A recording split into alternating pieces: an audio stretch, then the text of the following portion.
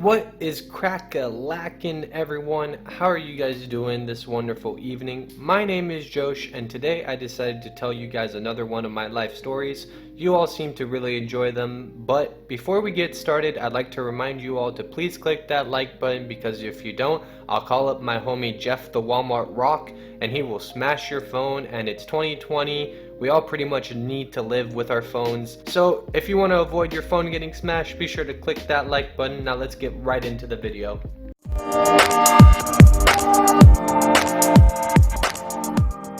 Really quick, I just want to ask, do you guys like the fact that I switch up my intros every video, or do you prefer I use only one consistent intro? And if you want me to just use one intro, which one do you like the most? Please let me know down in the comments below. Anyway, let's get back to the story. So this all took place back in high school. I think it was my sophomore year before I dropped out. And I had this group of friends that vaped together at lunchtime. Now, it doesn't seem like that big of a deal, but like 5-6 years ago, when they first started coming out, we could get in a lot more trouble than what you guys can get in trouble now. Alright, they were considered worse than cigarettes, almost to the level of marijuana. Okay, at least at my school it was like that. Anyway, let's call them Jamal, Nick, and Jason. Yeah, those sound like good names. So Jamal, Nick, Jason, and I would all vape during lunchtime, but we were really stupid about it looking back at it, okay?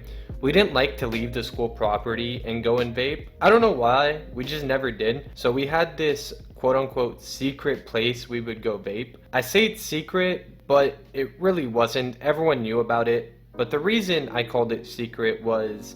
Alright, here, let me try to explain it. So it was like a little cubby thing under a staircase, and this staircase was one of the least used staircases in the entire school. And the only way to see into this cubby was like if you purposely looked down to it. Otherwise, no one knew you were there, especially if you were sitting down. So it was the perfect place to sit down and vape and do like smoke tricks and stuff, because there was like no wind coming in. And yeah, so this was our little spot that we would go and vape every day. And we vaped there every day for like a few months with no problems at all. Especially because I think teachers weren't really educated on how vapes worked. So whenever they walked by and it smelled like fruit or whatever we were vaping on at the time, I think they just assumed it was like perfume or something. But then one day everything changed. More people started vaping in school. I mean, we got pretty good at hiding it, so we would vape in class or in the bathroom. But these other kids that started vaping weren't that high tech, okay? They were not big brain. And so they started getting caught, which brought awareness to the teachers about what has been going on. So they started paying more and more attention as they roamed the halls and the bathrooms and all that fucking jazz, okay? We started to notice that teachers would periodically check our secret spot, but we figured, you know, as long as we didn't get caught, we would be fine.